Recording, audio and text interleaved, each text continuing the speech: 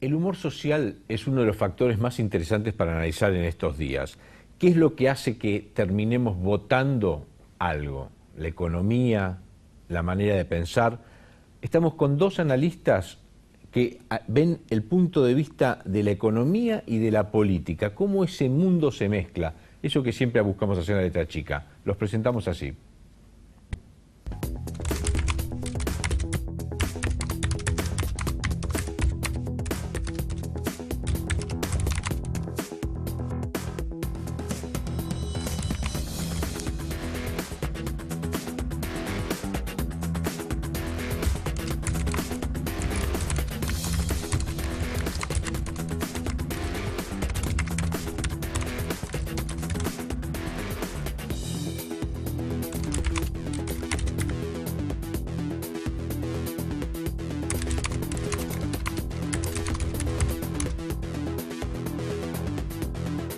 Buenas noches, bienvenidos. Buenas noches. ¿Hay un cambio en el humor social? O sea, hace 6 meses parecía que todo era oscuro, negro, pero de pronto a Cambiemos le va bien en la elección. Arranquemos por la política. ¿Cambió el humor desde lo político? Me parece que lo que se jugó en la elección, y lo veníamos un poco analizando, es cuando el mandato de elección, cuando lo que se juega es político, ¿no? Tiene más que ver con una discusión política, la economía en general queda en un segundo lugar. Esto no hace que sea menos importante, esto por supuesto que importa y mucho, pero me parece que el mandato de elección para una parte del electorado fue quién le pone un límite a Macri y para otra parte del electorado fue quién le pone un límite a Cristina.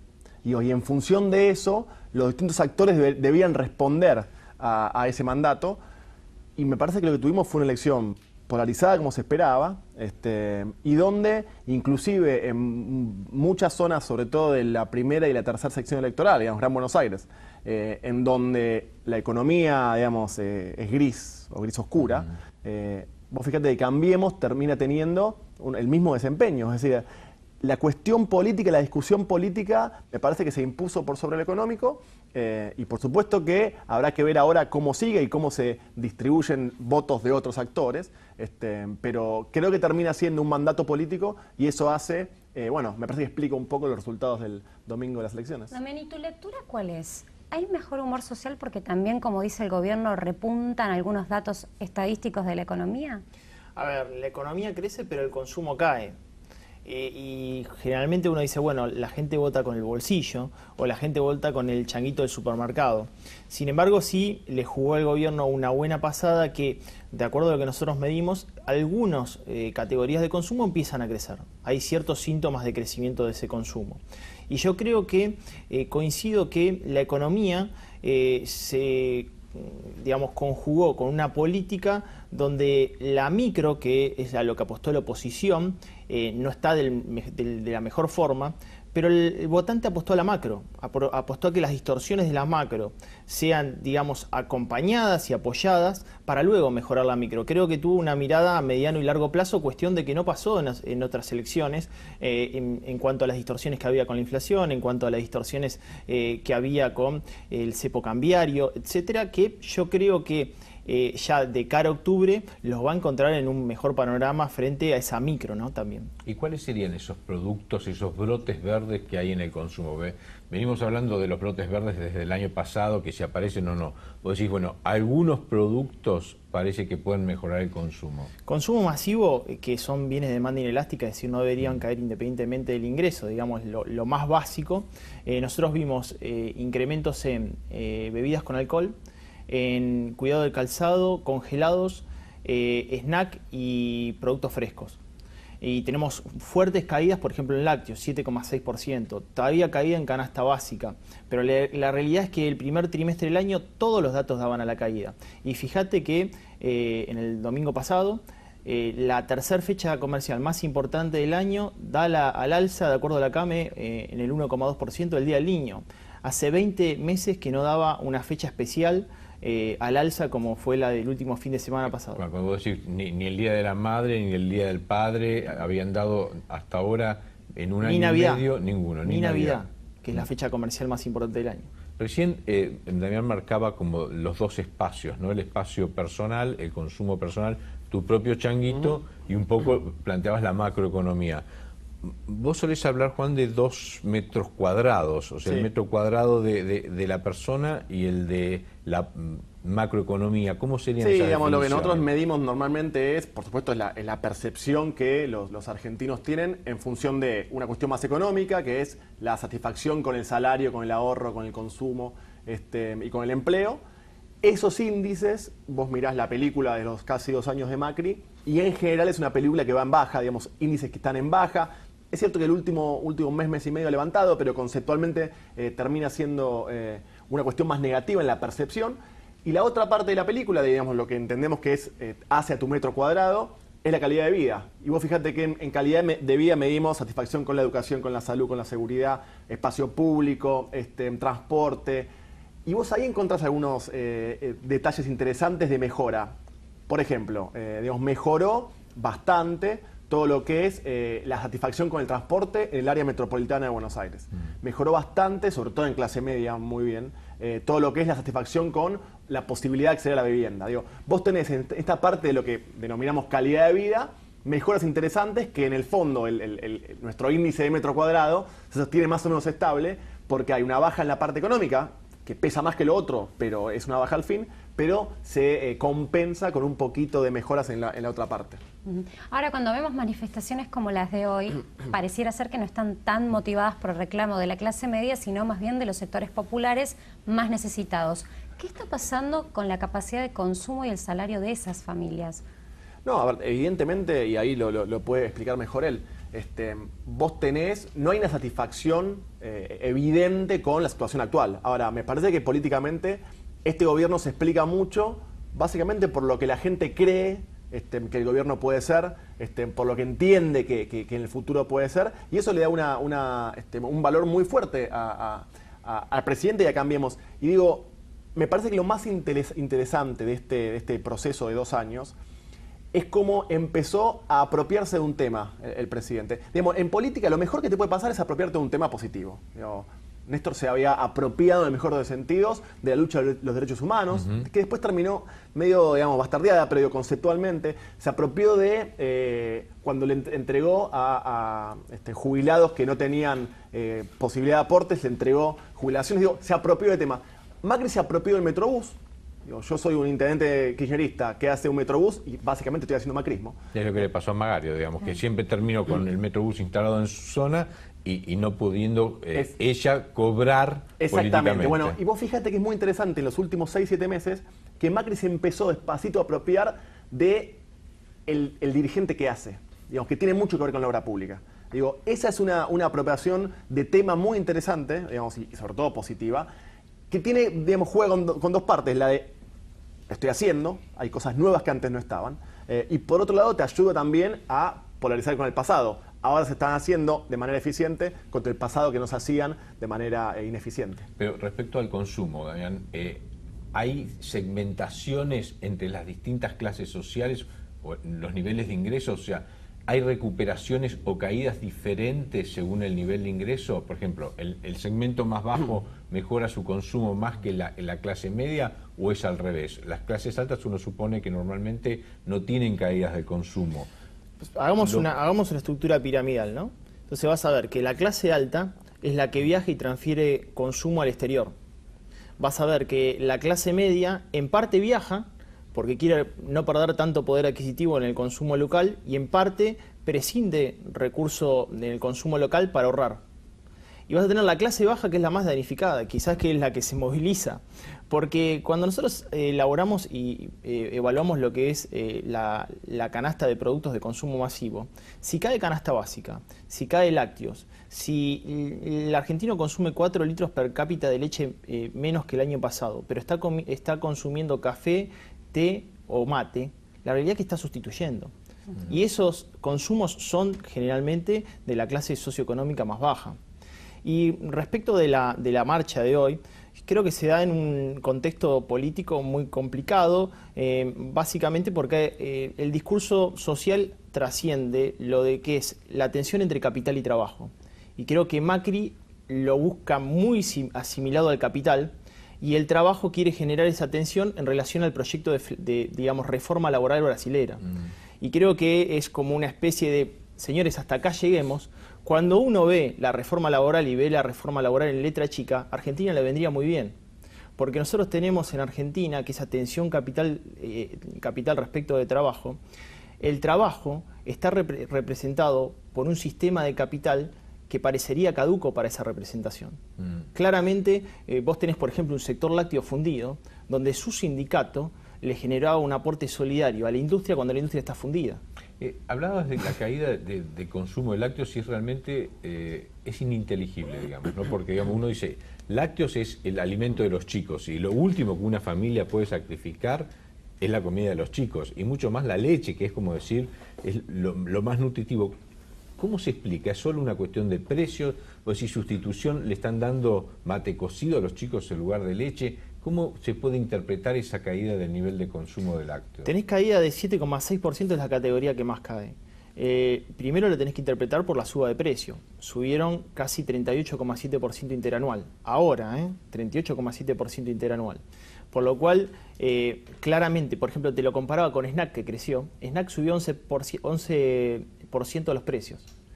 Y la realidad que en uno de los Twitter que yo ponía, alguno me decía, bueno, pero en realidad el consumo de snack es para una clase alta, porque un kilo de snack está a 700 pesos y un kilo de mozzarella está a 120. Le digo, sí, claro, pero los snacks, la clase baja, está comiendo 25 gramos con una botella de agua y por 75 pesos resuelve un almuerzo. Claro. Por ahí viene la mano, es decir, cómo trato de optimizar mi ticket promedio de gasto y la realidad que obviamente almorzando con snack o tomando yerba mate, té o café, economizo mucho más mi gasto diario en una mesa familiar, ¿no? Veamos cómo lo plantean los propios actores de la política estos temas, porque tanto Cristina Kirchner en el discurso de la madrugada del lunes después de las elecciones y Mauricio Macri ese mismo domingo por la tarde hablaron un poco de el humor social y cómo lo ve cada uno de ellos. Veamos, por ejemplo, cómo lo plantean. De cada 3 ciudadanos y ciudadanas, 2 le dijeron no al ajuste. Ese ajuste que lo quieren disfrazar con la palabra cambio o reforma y que todos sabemos que es el más brutal ajuste. Y creo que vamos a pedirle al gobierno que escuche lo que las urnas han expresado, que cambie el rumbo económico, que es necesario que escuche porque la realidad siempre termina aflorando. También Mauricio Macri, un poco antes, porque ese discurso era el de las 4 y pico de la mañana, creo que todos nosotros éramos de los adictos que estábamos escuchándolo a esa hora. Mucha gente tuvo la ventaja de dormir, pero sí, claro. El discurso de Cristina a la madrugada, antes, en la noche ya del domingo, cuando los resultados estaban marcados, había hablado el presidente de la Nación. Escuchemos lo que decía, porque también habla de la confianza. Quiero empezar por agradecerle a todos los argentinos que desde temprano, a lo largo y a lo ancho de todo el país, fueron a votar para decir que el cambio está más vivo que nunca, que el cambio comenzó, que el cambio está. Y lo más importante, que este cambio no es propiedad de un gobierno, es de todos los argentinos que creemos que tenemos derecho a vivir mejor. Ahí el planteo parece ser, Cristina dice, ajuste. 2 de cada 3 argentinos están contra el ajuste, se apropia de todos los votos de todo el mundo, y en cambio Mauricio Macri dice, el cambio es la mayoría y yo soy el cambio. Parecía ser como el juego, ¿no? ¿Quién se queda con el humor de la sociedad? ¿Un humor enojado Cristina, un humor esperanzado Macri? ¿Sería ese el juego?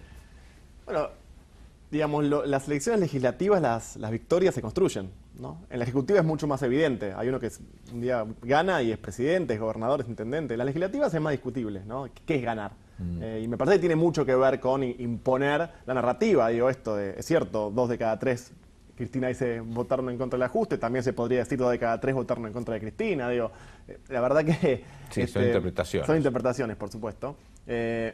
Ahí me parece que hay un detalle que no es menor en función de cómo se vinculan los actores con algunos electores. Quiero decir, hay una lectura de que la cuestión que va muy mal, que está mal y que va muy mal, ¿no? A ese elector se le disputan dos personas, se le disputa Randazzo y Cristina. Digamos, Cristina, por supuesto, fue mucho más efectiva, ¿no?, que Randazzo. Y ahí me parece una parte del elector, sobre todo que fue en parte con Massa, digamos, no el apoyo más puro, más duro, más que Massa tiene propio porque le gusta Massa, porque le creen, porque le gusta Stolbizer, por lo que fuese, sino más bien buena parte de un apoyo, diría, frustrado, que se frustró con el gobierno, ¿no?, y eligió en parte a Massa. Ahora, creo que hay una diferencia enorme entre frustración y enojo, ¿no? De esta parte del electorado, digo, el electorado que está disputando Macri y Massa, Massa fue, digamos, no tan eficiente para buscar al frustrado. Porque el frustrado no se enojó con el gobierno, está decepcionado, si querés. Y ese matiz me parece importante, justamente porque el mensaje de Massa en parte de la campaña fue muy agresivo contra el gobierno. Y creo que hay algunos electores que, inclusive diciendo la cuestión es mucho más complicada de lo que yo esperaba, también se quedaron en Cambiemos porque no encontraron otra alternativa evidente para caer. Ahora, nombrás la palabra frustración y el gobierno nos muestra los mapas amarillos diciendo ganamos la elección en todo el país.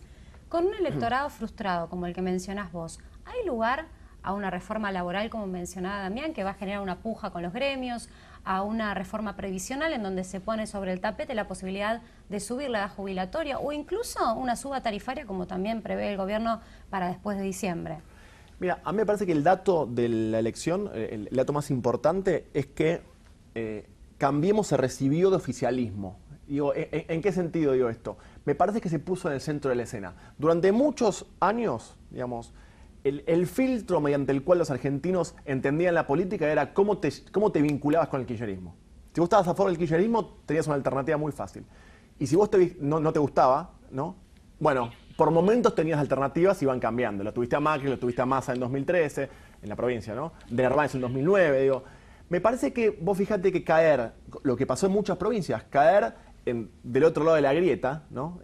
Vos fíjate esto de estar en contra de Cambiemos, inclusive se llevó puesto aparte del peronismo. Pasó en San Luis, pasó en La Pampa, inclusive en provincias como Formosa, donde por supuesto Cambiemos no ganó, pero digo, no son elecciones de 70 puntos, sino más bien de 50. Es decir, me parece que se pone en el centro de la escena, y esto es interesante como desafío, pero además creo que tiene un montón de responsabilidades que empiezan a florecer ahora, que es, va a tener menos peso la dinámica del pasado, ¿no?, la responsabilidad del pasado, y va a tener mucho más peso la discusión presente. En esos temas que estás planteando son claves, digo, son claves porque me parece que a partir de octubre, si estos temas aparecen, la discusión va a ser contra Cambiemos mismo, ¿no? De aquí a octubre, en la evolución del consumo, ¿vos crees que puede haber un cambio? O sea, ¿vos ves que esas tendencias que estás midiendo día a día en el consumo le mejoran la situación electoral al gobierno o le pueden mejorar la situación electoral a Cristina?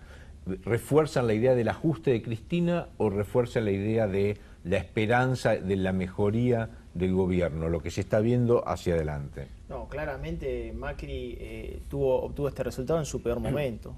Y creo que ahí desde el punto de vista discursivo está bueno analizar que Cristina proponía volver al pasado para solucionar el presente, cuando en realidad la economía no crecía durante 4 años. Massa proponía, voten el presente porque el presente no es bueno, pero vamos a tener un mejor futuro. Pero la realidad que proponía una propuesta de, por ejemplo, eliminar el IVA con un déficit fiscal, o sea, una cuestión, segundo impuesto con mayor recaudación, que yo no sé si el votante sabe de macroeconomía, pero era muy difícil la realidad eliminar el IVA siendo el segundo impuesto con recaudación. Y Macri no habló de economía. Macri habló de corrupción, narcotráfico, confianza, o sea, utilizó un discurso que le sirvió muy bien para campaña. Y creo que ahora Macri va a hablar de economía. Porque creo que hay ciertos síntomas del consumo que se le van a volver positivos. O sea, lo que nunca hizo Macri va a comenzar a hacerlo, y lo que hizo la oposición, tanto Cristina como Massa, va a desecharlo, porque no le va a servir desde el punto de vista discursivo. Macri va a empezar a hablar de economía, Macri ya va a empezar a hablar de consumo, y el primero que empezó a hablar de consumo, ¿quién fue? El ministro de Economía. Su ministro de Economía no hablaba en términos de consumo y ya lo empezó a hacer. Damián, gracias por esta charla. Juan, gracias por la presencia. Hasta acá llegamos con la letra chica. Nos vemos el martes próximo. Como siempre, 22.30 por metro. Chao.